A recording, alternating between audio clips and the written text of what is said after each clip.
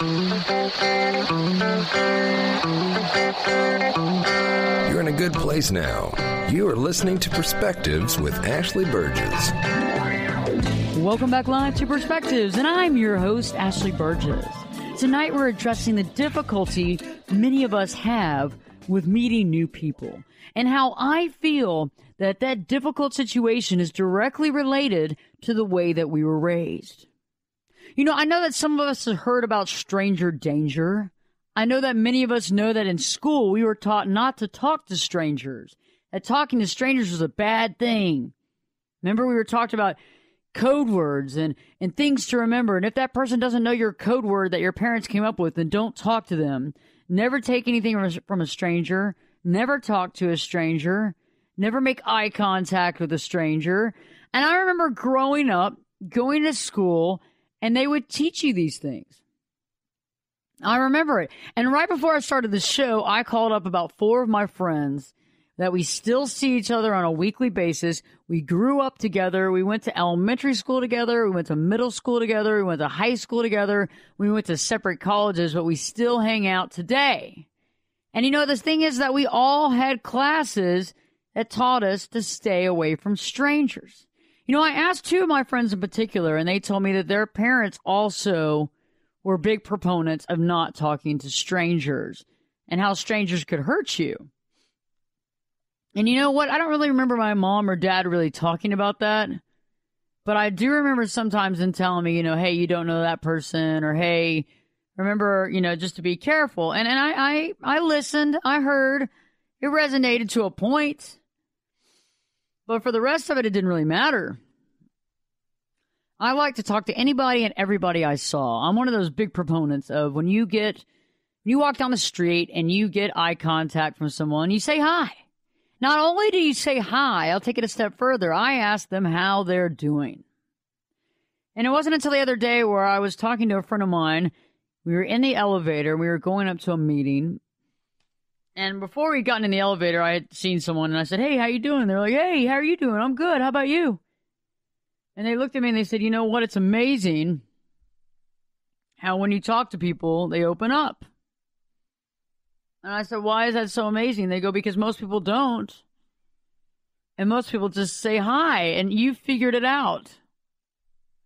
And through my life, I figured out a lot of things about communication, talking to people, reasoning with people, finding harmony with people, loving people, finding commonality with people. And all these things to me are really important. And they're really important because, think about it. When I go down the street, I don't know a stranger.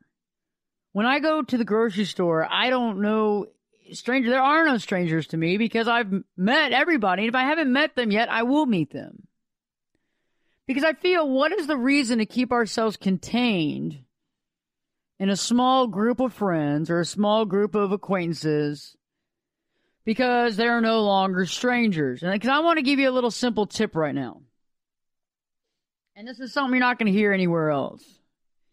Half of the people that you actually communicate with are strangers to you. You don't know who they really are. They don't talk about their personal life. And you really don't know that much about them. So what's the difference between a friend and a stranger? Honestly, think about it. A lot of us put ourselves in these bubbles. Well, I don't know that person. They're a stranger. Well, they're only a stranger until you meet them. And I find it ironic and interesting about how nowadays people find a difficult time meeting people.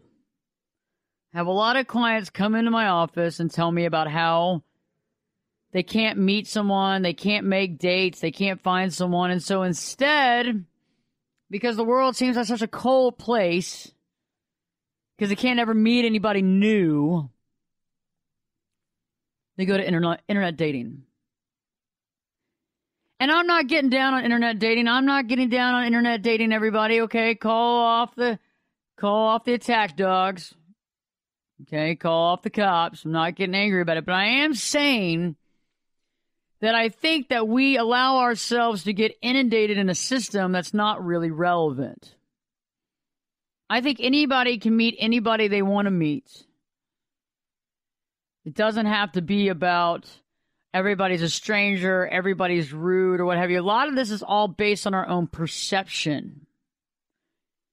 And if we think that strangers are scary and that meeting strangers is a scary situation and can put us in a bad position, then that's going to be a problem.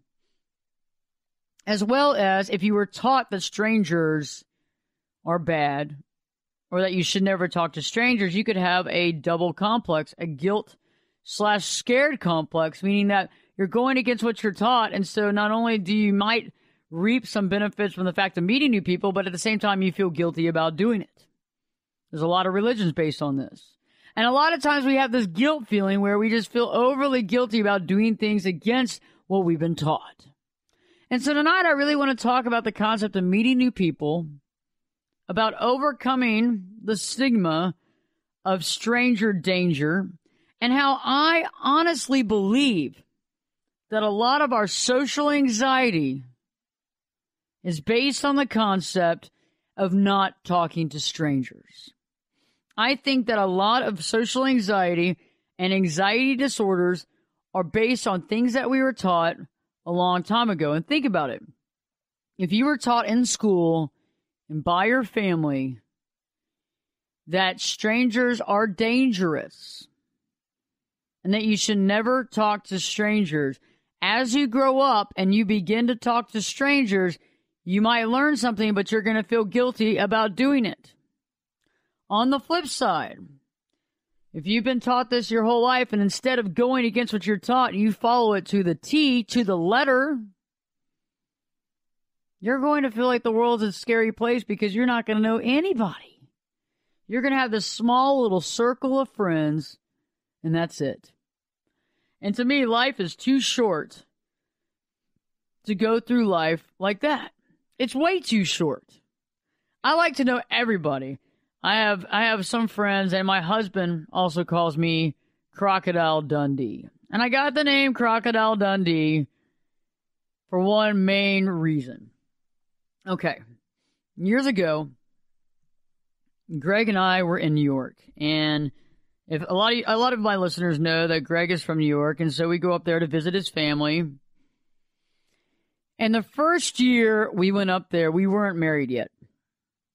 And the last 2 days of the trip, instead of being in upstate New York, we went to the city because his family has a place in the city. And so we left the apartment. We put our stuff in the apartment, got changed, and it was pretty chilly.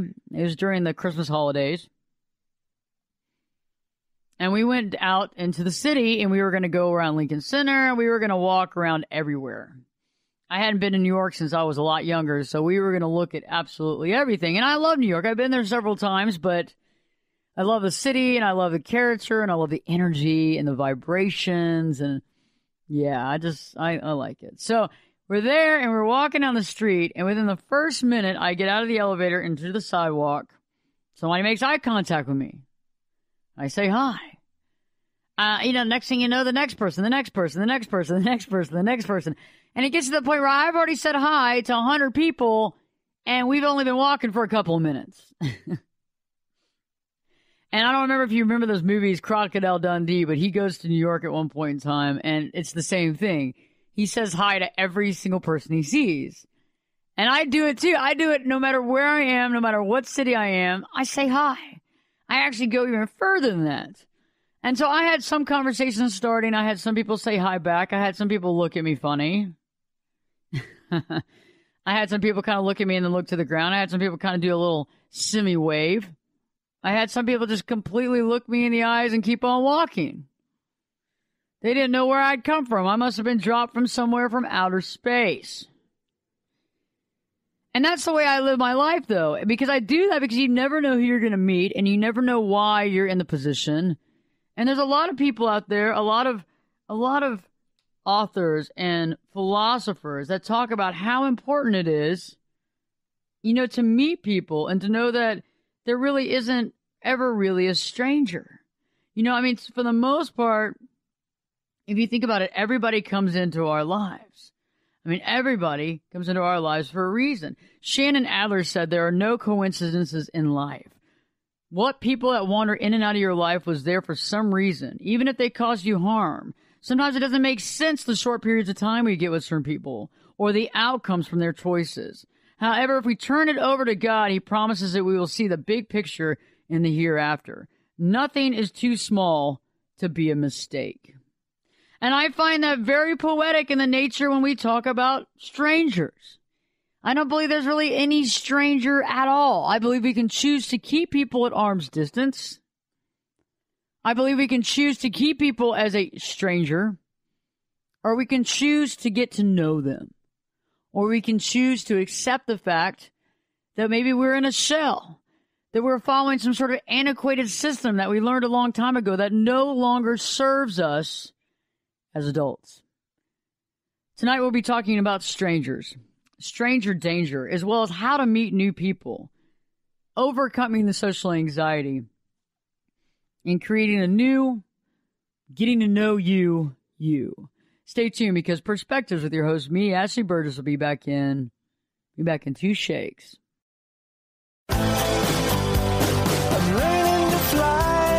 Turn it up and jump in the deep end on Perspectives.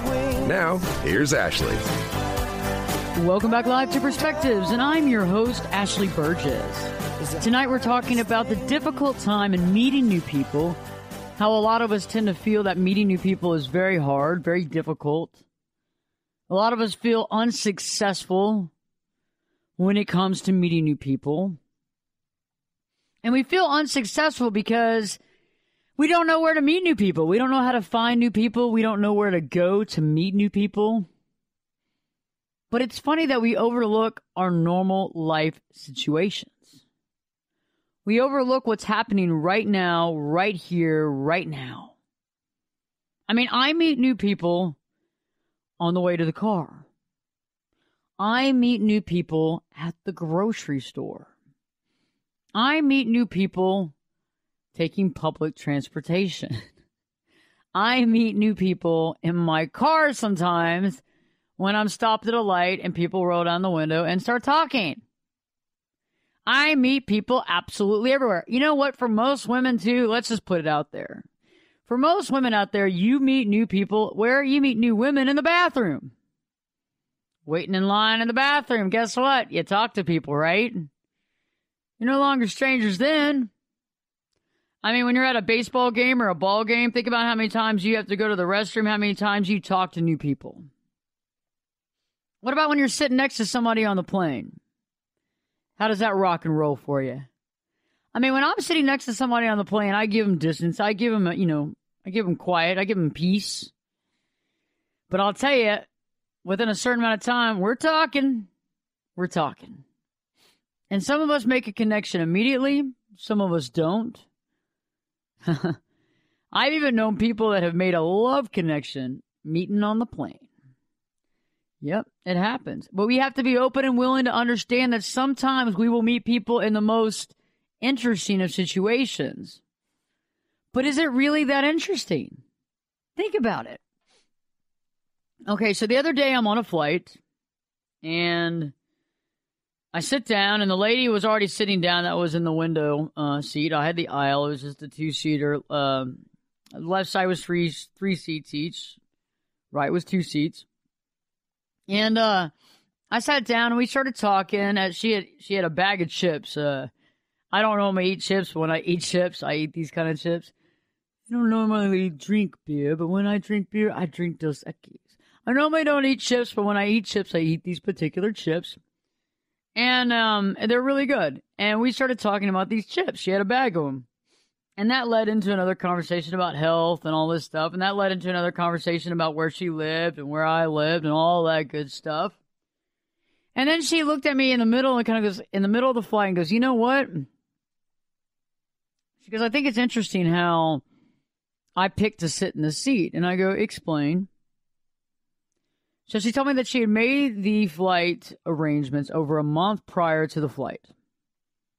And that to me is like a year before the flight, because if anybody knows me really well, you know that Ashley has a tendency of unfortunately not making her travel plans with enough time to get good deals on flights. And that's a lot of it because of my work schedule, yeah. But, I had made the flight probably a little more than a week and a half before I had to go. And she said she made hers a little more than a month before, and she had picked out that particular seat. And it wasn't anything really special about the seat. You're in the middle of the plane. You're not in the front of the plane. You're not in the back of the plane. You're not in any place special. You're not on an exit row in the middle of the flight. She goes, but I wanted to sit there. And I said, well, it's interesting you say that because normally wherever I'm positioned on a plane, there's a reason to be there. And about 20 minutes into that, after that, we started talking about birthdays. And she told me that her birthday was in June. And then I go, oh, yeah, that's a while. That's great. I was like, we talked about birthdays. And I said, mine is too. We happen to be born on the same birthday. Funny enough, our anniversary happened to be on the same day, too, as our marriage. There's no coincidences. I remember back when the CEO, the president of American Airlines was, I guess, retiring, and they were bringing in a new one. And I remember about 3 weeks before that, I was thinking in my head, before I was taking a flight, I was like, I'd really like to meet the new president of American Airlines. That would be pretty cool. and I know that sounds kind of weird for somebody to want to do, but I did. And I said, I'm thinking in my head, that would be really kind of cool. And so I board a flight to go to LA, and American Airlines was feeling very cool at that time. I think they were looking at me very kindly, and they put me in a first class seat. Man, I love that kind of stuff. I mean, I love that kind of stuff. I'd prefer to do it on the flight back, but the flight there, that's cool too. The only problem is I couldn't have a drink, but other than that, that was good. And there's a man, so I'm sitting in the window seat, and there's a man sitting that comes and sits next to me on the aisle seat. And eventually we start talking, and lo and behold, it's the new president of American Airlines. Things just happen for a reason. If we're too busy being scared about strangers and danger and too scared to talk, we wouldn't even make that connection. We wouldn't have a chance to make those things a reality because we'd be too scared to talk to strangers. So let's talk about this stranger danger concept. I mean, what does a stranger really mean? What does it mean to be a stranger? And that's a question I have right now, because I think that a lot of us don't really know what stranger means. Because what does it mean to be a stranger? So a stranger is a person whom one does not know or with whom one is not familiar. Okay, that's pretty self-explanatory. So basically it's saying that it's somebody you don't know or somebody you're not familiar with. Okay, great.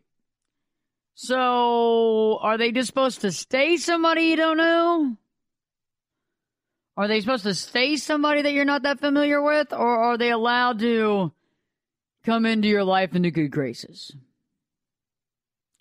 Because otherwise, the way I see it is if we continue to live our life with these people being strangers and these people being known, how are we ever going to make new friends? How are we going to even take to that next level of learning about other people or cultures or civilization, for that matter, based on a protocol that was created as we were kids to stay away from strangers? Recently I was looking at Psychology Today, and I thought this was some interesting stuff. About 200 to 300 children are abducted, unfortunately. 200 to 300 a year. And, sadly enough, 50 of those children are murdered each year. And it was interesting because I was reading, it was Dr. Marilyn Hines, MD. Dr. Hines talked about how the greatest danger to children by far is actually a family member or another trusted individual, not the stranger. And I thought that was interesting, so I decided to read more because I wanted to know more. And so the data is echoed by the National Center for Missing and Exploited Children. And according to their website, in a 1-year period of time, 797,500 children younger than 18 were reported missing. 203,900 were children were the victims of family abductions. 58,210 children were the victims of non-family abductions, and only 115 of these children out of 797,000 were the victims of stereotypical kidnapping, where the kidnapping was a kidnapper was a stranger. Interesting. I mean, yeah, that starts leading into you to the concept of who can you trust, right? But seriously, think about it. When all of us were growing up as children, we were told to not talk to strangers. And I think that's interesting, too, because I always thought as a kid, think of that, only 115 of those victims were victims of stereotypical kidnapping by a stranger. 115 out of 797,000. And most of those were family. So you have some of them that, were missing or exploited that, came home, that were found, what have you. But most of these were taken by their family members. And I always looked at strangers as kind of a double thing. Think about it. A stranger could be a good person. A stranger could be a not so good person. A stranger could be somebody in the middle. But that stranger could also save your life. And I feel that when you kind of look at people and you say, okay, strangers, I mean, how many people do you prefer to have as strangers in your life, or how many people do you prefer to know? I prefer to know as many people as possible. Because you know what? I might learn something, but better yet, I might connect. Because we're only strangers until we connect, right? I mean, think about it. Half the people in your office, for the better part of the word, are strangers. You might talk to them, but do you really talk with them? Do you have anything in common? Do you care to know more about them? I mean, where are we at with this situation? And I think a lot of times we pat ourselves on the back a little bit much and say, oh, how great we are, based on whatever. But in actual, factual evidence, when was the last time you went to lunch with these people? When was the last time you went to a graduation for their kid? When was the last time you talked to them about something more relevant than the copy machine? Think about it. Your life is only as good, only as deep, only as wonderful as you allow it to be. If you don't allow yourself to be deep and knowledgeable of people, how do you expect to take your life to a more richer, more rewarding level?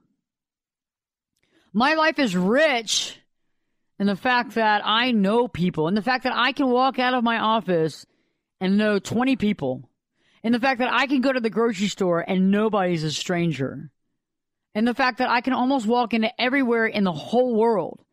And there might be places where I don't know somebody, but I'll tell you, it doesn't last for very long. I'll know everybody I want to know, or everybody that wants to know me, and vice versa, before the time I leave. I can't sit at a bar without meeting people because I don't want to. I don't want to sit there and be quiet. I don't want to sit there and play on my iPhone because I'm too scared to be in the world.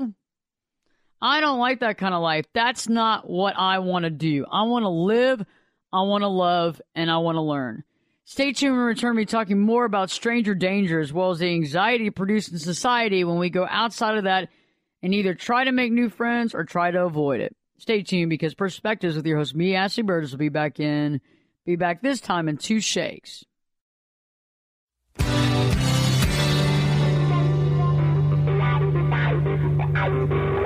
This is Jake Busey, and you're listening to Perspectives with Ashley Burgess.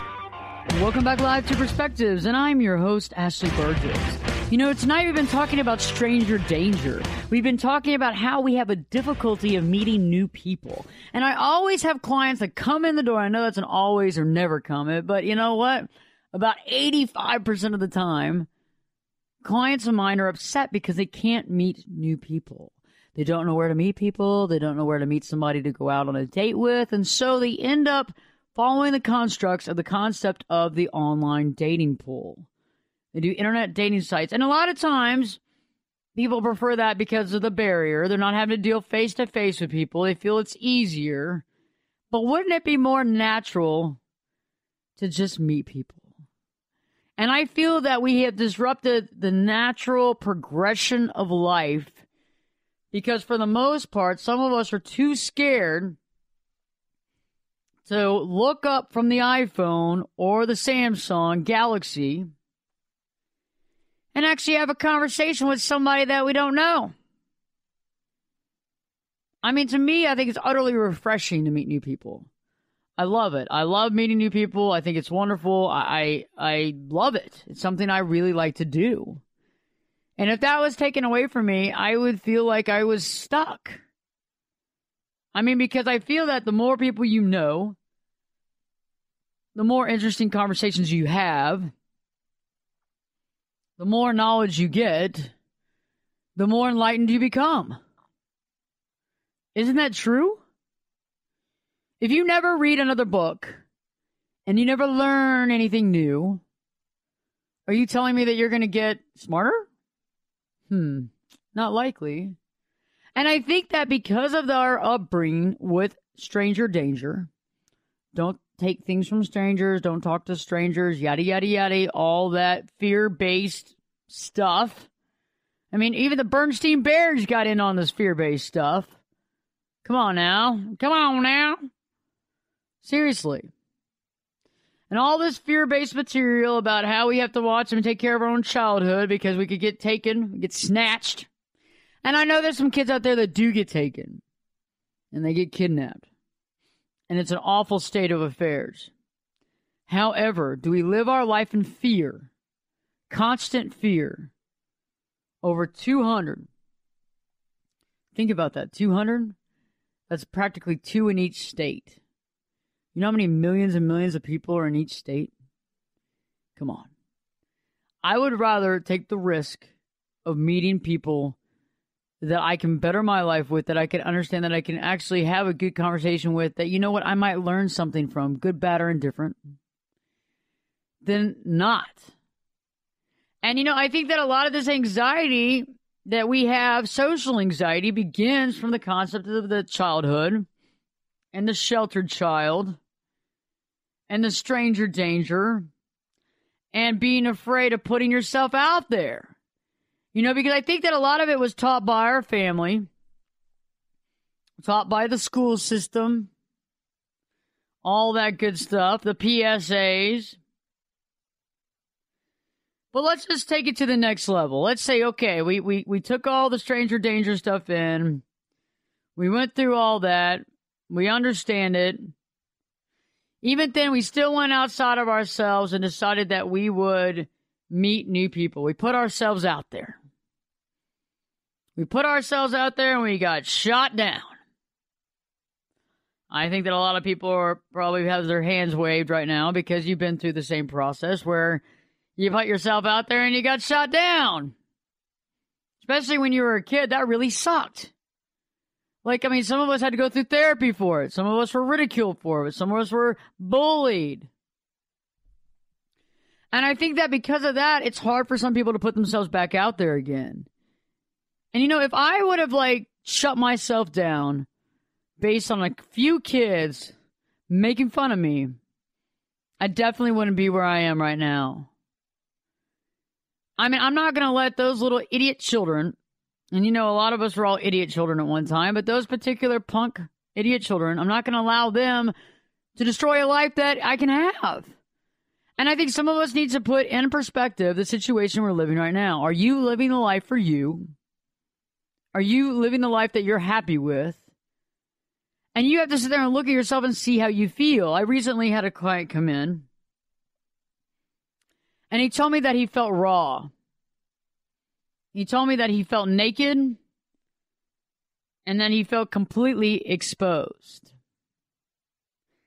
And I asked him what he mean by completely exposed, because I've been trying to figure out what that means. And he goes, I feel like I'm out there. I feel like I have nothing to hide from. I feel like I don't have any clothes on. And I go, well, I feel like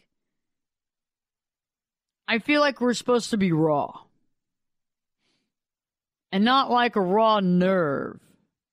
I believe that we're supposed to feel, and I believe that we're supposed to some degree, be exposed. I think we are, and I think that a lot of times we miss the boat because we feel like we're supposed to hide behind some sort of facade.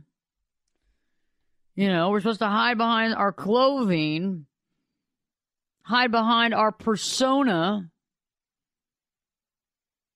to give us our life that we have.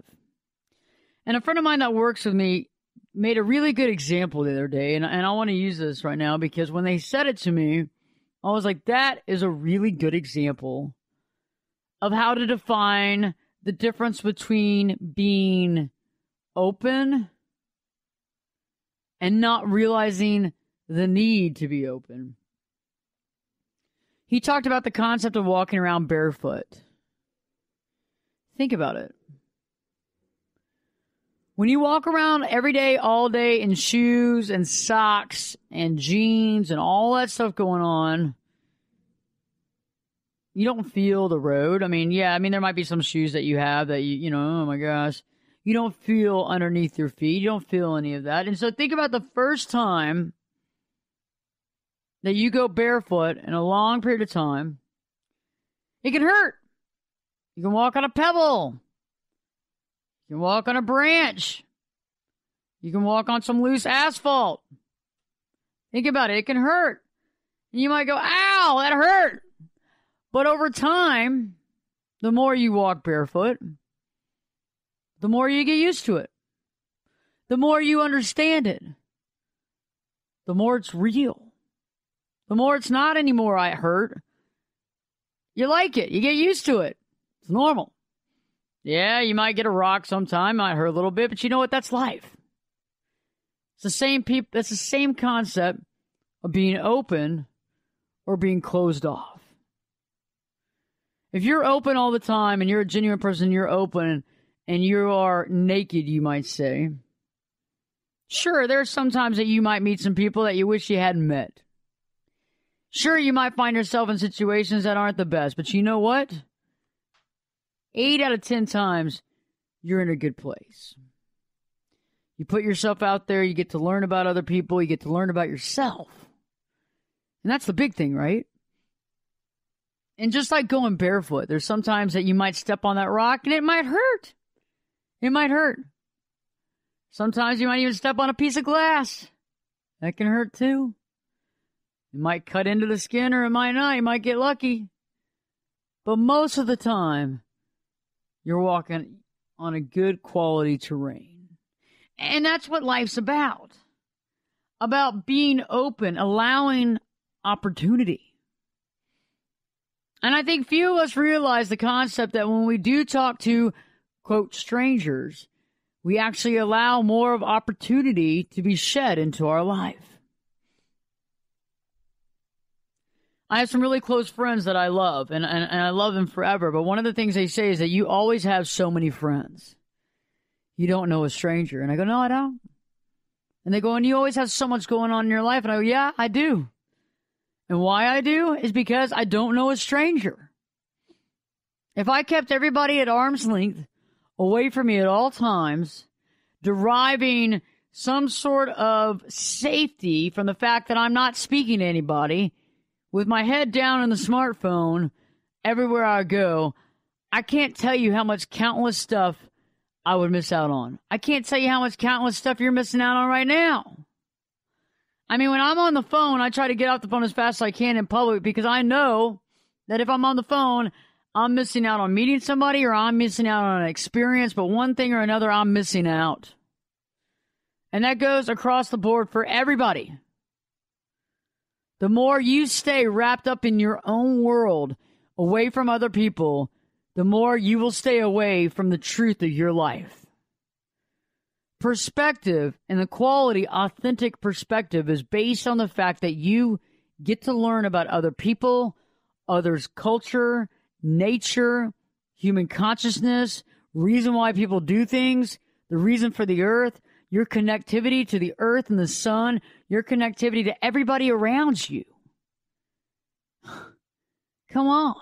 That's what this is all about. And once you wrap your brain around that and wrap your heart around that and realize that there isn't really any strangers at all, you're then open to love and light. You're open to the light of people actually showing you, even mirroring you sometimes about you. And sometimes this can be a very amazing experience, very loving and true experience because you meet another person that's very loving and very authentic. And other times it can be marrying you on another level of something that you might need to possibly work on. And like I said, you might meet some jerks out there. There are occasional jerks that float around. I can't sit there and say that everybody is authentic and everybody gets it. And you might meet some odd folks too. But the benefits will always outweigh the cons. I mean, it's just the way it is. When you put yourself out there and you allow things to happen, opportunity will seek you. And if when opportunity knocks on that door in the form of another person, then you have it. If you overlook that and you're scared because they're a stranger, or you're a little stressed out or anxious about how you might look to them, let it go. And I know that that's easier said than done, but when we return, I am going to give you the pointers on how to let go of social anxiety and how to be authentic in meeting new people. So stay tuned because Perspectives with your host, me, Ashley Burgess, will be back this time in 2 shakes. You could be my luck. Get in here. You're listening to Perspectives with Ashley Burgess. Be safe and sound. Welcome back live to Perspectives, and I'm your host, Ashley Burgess. Tonight we've been talking about how a lot of people have a tendency of telling me that they don't know how to meet people in their life. They said that it's really hard for them to meet people, that they always feel like they're kind of isolated. And I think that this goes back to the fact that we buy into the stranger danger concept. I mean, remember when we were kids and we went to school and people told us, be careful, watch out for strangers? You remember when our parents, probably some of your parents told you this? I think my parents did a little bit. They didn't go overboard on it. But I did have some of my friends' parents go really crazy on the stranger danger thing. And I get it. But it's like, I think a lot of that stuff, a lot of those teachings made us all kind of a little edgy and a little scared. And so we avoided the strangers. And then throughout life, maybe we had a chance to expose ourselves or to meet new people and put ourselves out there. We might have gotten burned a couple of times. And so it seems to give creed to the stranger danger concept. And then some of us stop there because we go, you know what, I'm not going to do this anymore. And other of us said, nah, you know what, I don't care. I'm going after the gold. I'm going to meet as many people as I can. I'm going to learn as much as I can. I'm going to do life. I'm going to do me some me. And like I was talking about earlier, it's the concept of taking those shoes off and those socks off and walking barefoot. It's the same thing. When we walk barefoot, we feel things. We understand things. We feel where the earth is, where the ground is. We learn things. We understand things. We feel things. Just like when we take off our shoes and socks and go barefoot, yes, there might be occasional rocks. But for the most part, we feel the earth and we feel the grass and we feel the sand or we feel the mud underneath our feet. And it can be a very amazing feeling. And the same account is when we allow ourselves to be real, to be open, to be authentic. We can also have those amazing feelings too. And yes, I'm not saying that you're never going to get hurt by somebody, that somebody's never going to take advantage of you. I can't say that.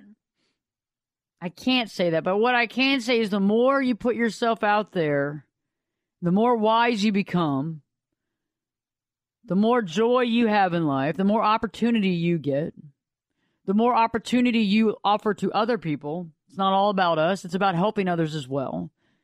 And the more people we know, we can help more people, because if somebody needs a job and we know that John or Mark or Mary need a job, and we know that Stephen and Jason and Kyle are hiring, we can put them in a connection if it seems to work out. But if we don't know Kyle and we don't know Jason, we don't know anybody, we can't do much of anything for people. We can't help with opportunity.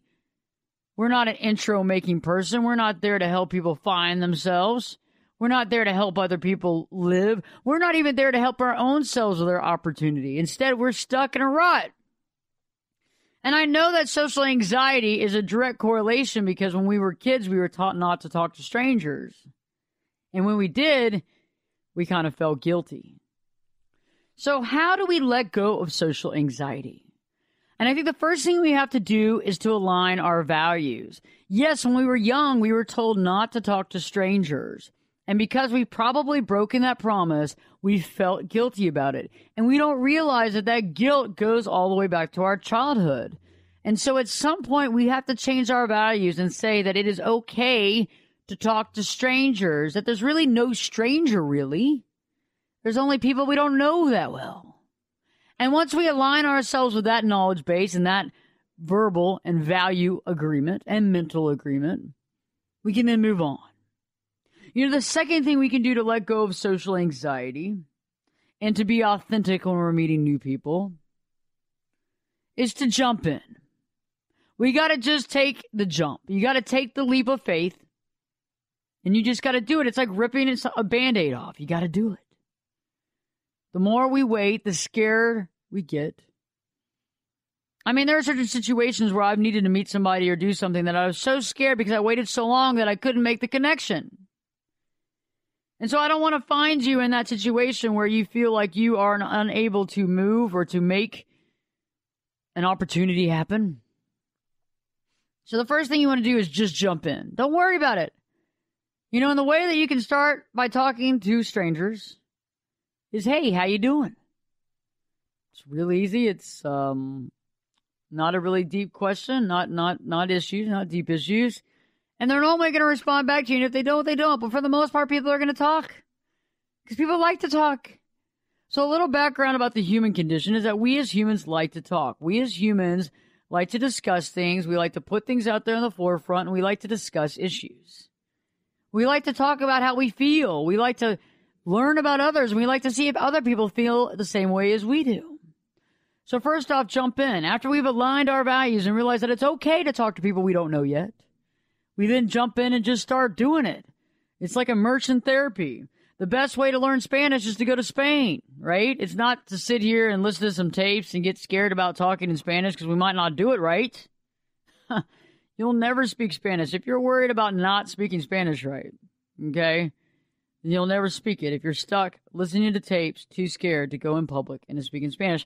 And the great thing about going to Mexico or going to Spain is that, for the most part, if you don't talk in the language, people don't understand you. So it's immersion therapy. And so just think about it as the same deal. The next time you're at the bar or you're at a restaurant and you're by yourself and you start talking to people, just start. There's nothing that can happen. Just jump right in. The worst thing that somebody can do is not talk back. The second thing is to realize that you're not alone. You're really not alone. Most people have anxiety or have stress when it comes to talking to people they don't know. It's just the way it is. That's why most people cannot get up in front of a crowd and speak. That's why that's one of the most biggest fears of most all people is public speaking. Why is that? Because people are scared to talk to strangers. Not only are you talking to strangers, you're talking to a whole room of strangers. Think about it. That's why public speaking is one of the most terrifying situations that people find themselves in. So realize that you're not alone. And by realizing that you're not alone and that other people feel this way, you don't have to hang the moon with the conversation. You don't have to be the smartest. You don't have to be the most articulate. You don't have to be the sexiest and most interesting. You just need to be you. And if you can just be you and realize that everybody else is a little stressed out too, guess what? That's half the issue. Just jump in. When you realize that very few people are extremely open when they meet people, and very few people are able to actually just talk to strangers, then you understand that probably more like 90-something% of the population is in the same boat. Okay? I'm one of those people that I've always talked to people my whole life. And the reason for it is because, you know, I had that deathbed wisdom. I've always been an outgoing person, but I had deathbed wisdom. I never knew if I was going to live another day. And so if I didn't know if I was going to be alive the next day, why would I keep all this stuff inside? Why wouldn't I want to learn? Why wouldn't I want to share with other people? And who's to know? You could meet the most amazing person of your life tomorrow, walking down the street because you said, hey, how are you doing? Seriously, that's all it takes. And their whole entire life can change. I mean, if we were supposed to be born with only the people we should talk to and that's it, then our lives would be pretty lame. We would have few opportunity and we would get stuck. And you know what? That's the thing, is that we can always meet new people. You can always find opportunity. And as you meet new people, you make opportunity and you learn about the societal situations. You learn about the human condition. You learn about yourself. That's what's so great, is that people mirror us in good and bad ways. They mirror us. They mirror our great traits, those traits that we love about ourselves.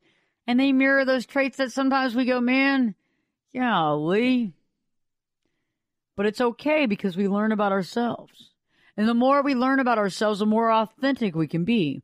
And the more authentic we are, the more authentic we can come into a conversation and get to know others. And that, to me, is awesome. The third thing that you can do to let go of social anxiety, to begin to let go of social anxiety, and to meet people authentically, is to realize that opportunity is put together with people. In order to have certain opportunities, you have to meet people. And sometimes in order to make those happen, you got to just get in the rhythm. Realize that the rhythm is not something that isn't you, it's part of you. And to realize that every single time that you avoid meeting somebody, you might lose out on an opportunity. This is something that needs to be thought about. The next time you walk into that grocery store, you get out of your car, the next time you go anywhere and you see somebody you don't know, wave and say, hey, how you doing? It's amazing how far this is going to go. And it might not go more than a few sentences, but guess what? You start learning the people around you. You start learning about them. You start recognizing them. And guess what? Your circle of friends and opportunity grows. It's with the amount of friends, it's with the relationships we have that create such an amazing, colorful life. And I hope that your life is very colorful and very amazing and very authentic. And in order to be that way, you got to jump in.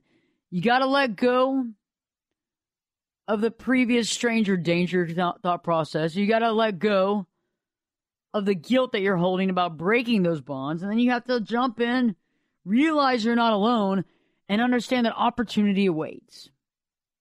Stay tuned because we have a great show for you next. And Perspectives with your host, me, Ashley Burgess, will be back this time in 3 shakes.